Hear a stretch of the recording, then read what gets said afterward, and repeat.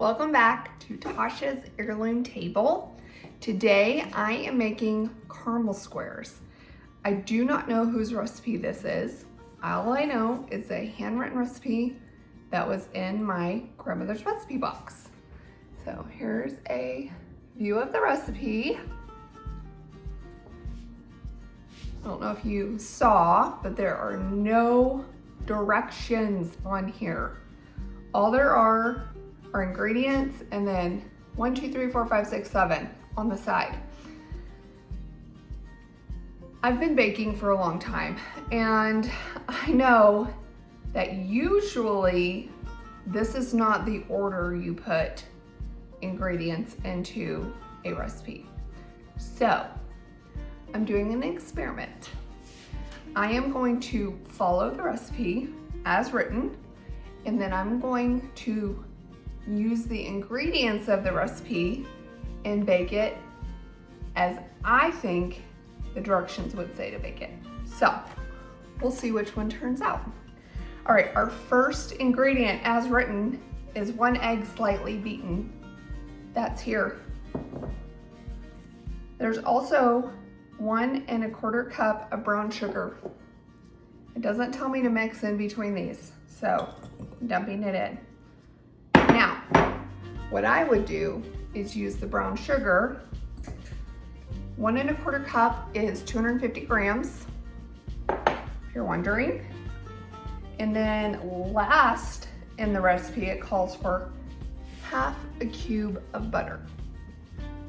Yeah, I didn't know what a cube was either. So the internet tells me a cube is the same thing as a stick. So 1/4 cup butter. So in my experimental recipe, I'm going to go ahead and mix this brown sugar and butter together.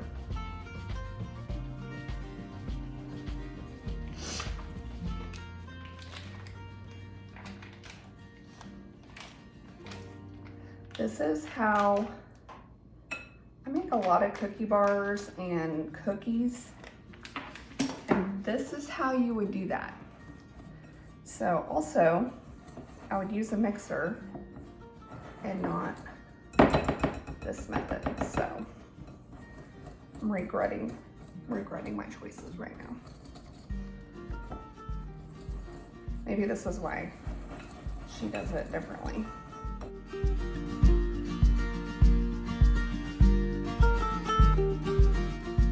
I debated on using melted butter in this recipe, and I think that would have been a better choice.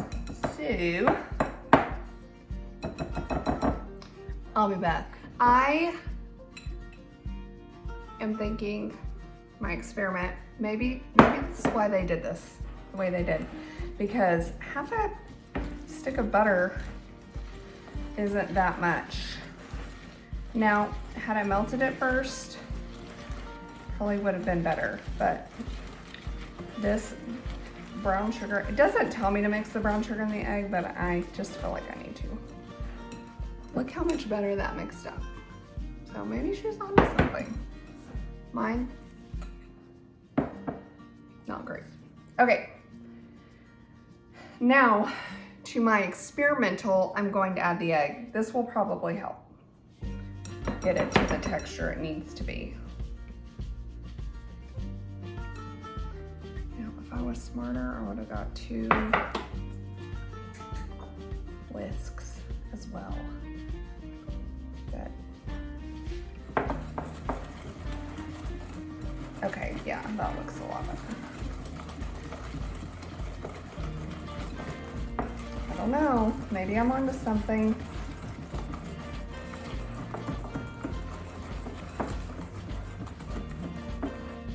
Okay, so to catch you up, experiment bowl, brown sugar, butter, egg. Non-experiment, follow the recipe bowl, brown sugar and egg. That's it. Now I'm adding a scant cup of flour. So I guessed, well actually I Googled, interneted, A scant cup of flour is a cup of flour minus 1 to 2 teaspoons. So I'm putting 115 grams of flour in here and 2 teaspoons of baking powder and salt. No measurement for salt, so I guessed. I'm doing a 1/4 cup. No, scratch that, 1/4 teaspoon. 1/4 cup, that would be gross. So, put that flour, baking powder, and salt in here and give it a good mix.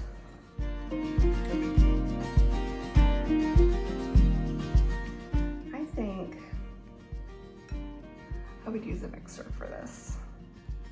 It's just probably my personal preference. Okay. Let me show you what the experimental bowl looks like. And this is the non-experimental bowl.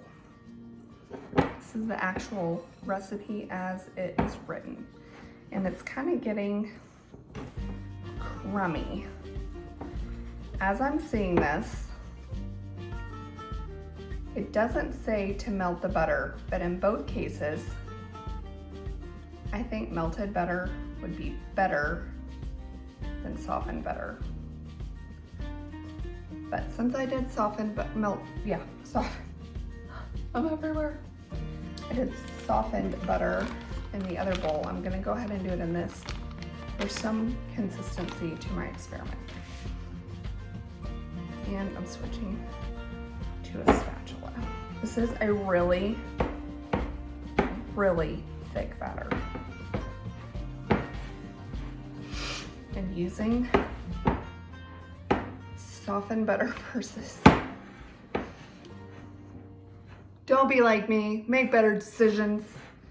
Use a mixer or a hand mixer. Don't be like, oh, I mixed the last recipe by hand. I'm gonna do this one by hand too. Why?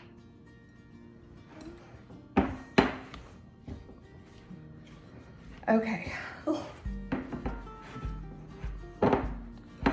Now, these, although both thick, they may look similar on screen. They definitely are different textures. This one is firmer than this one. So, only time in the oven will tell. Also, doing softened butter, I'm having to mix that way more than I feel like I should. Next is a teaspoon of vanilla. We're measuring with our hearts. Of course, using the good stuff.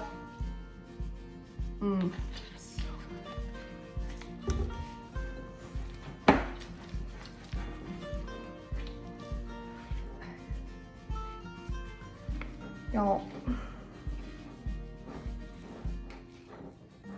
this is like a paste. Okay, let's see how thick that is. My choice of not melting the butter is still haunting me. Okay, that is the recipe as written. It doesn't tell me what size of pan to use, but considering the amount of certain ingredients like flour, I'm going with a smaller pan. Going with an 8x8. And since I'm doing an experiment, I only have one of those. I'm gonna use this aluminum pan. I know, it's probably horrible for your health. We're eating sugar here, folks. Also, this will help us know which one's the actual recipe and which one's my experiment. 8x8, definitely the choice here. There is that in that pan. Now, let me get the vanilla mixed into this one.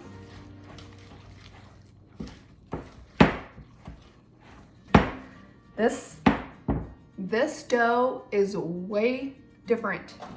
That one little switch in the way I put in the ingredients made a huge difference. Let me get this spread out. Also, I believe this pan is not an 8x8. I think it's a 9x9. So these may be a little thinner, but we're gonna get the idea. And then I will come back and tell you. I will fill you in on the correct directions for making caramel squares. This does not have an oven temperature on here for me. So I'm cooking it at 350. It does tell me how long, 20 minutes. I'm gonna go a little less time on the bigger pan. Let's get them in the oven. Putting these in the oven at 350. I have my experimental pan and my follow the recipe pan.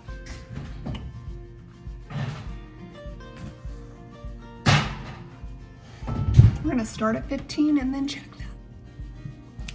Well, these smell really good. I did just pull out the bigger pan, and this was my experiment pan.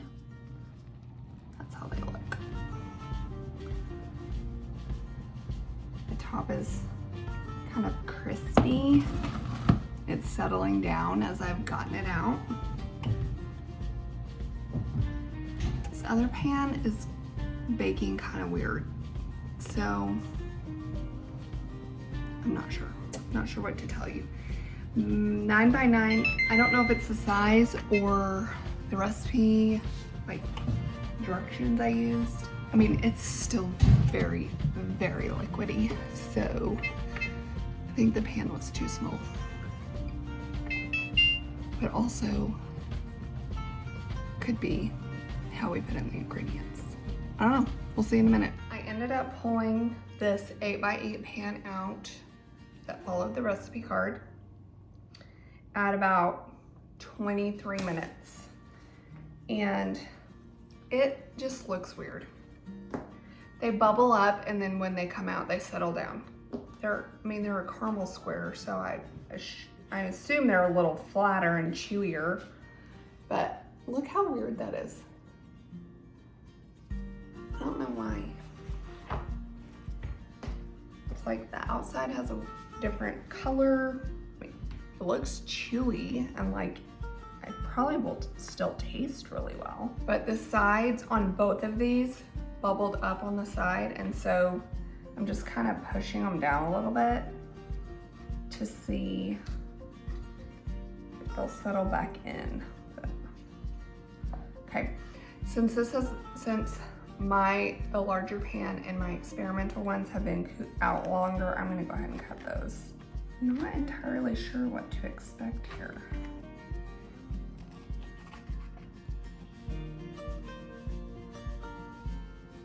Okay. That crumb, let me pull up that piece. See that? It looks really caramely.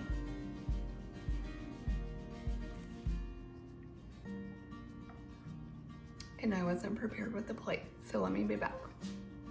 Pause. I'm back. Got my plate. My trusty tasting plate. My guess is these need to cool down all the way. But they are very, very caramely. I'm gonna give the corner of this other pan a cut. I think these are gonna taste really good. I just would not serve them to people. If you're a fellow baker, you understand. Like, this is the family pan. We'll give this one to our friends. Okay, here's the difference in color. Recipe, my experiment. The texture is way different. I don't think this has everything to do with the size of pan that I cooked it in. So let's try the recipe one first.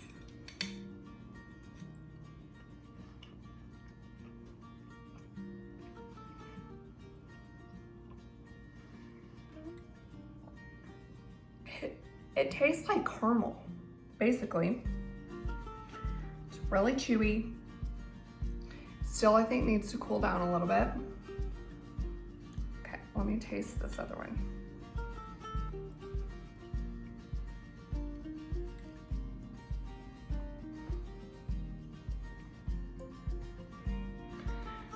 I'm not saying she didn't know what she was doing, because here's the deal. She probably just wrote down these so she remembered her measurements. So I will write all the directions for caramel squares. And I say, make this version. It's the way to go. I'll share that with you in the description of this video. Make sure you subscribe to my channel so that you get dinged when I have new videos come open or upload. And like and comment if you make these recipes. Let me know what you think and how they tasted. All right, see you next time on Tasha's Heirloom Table.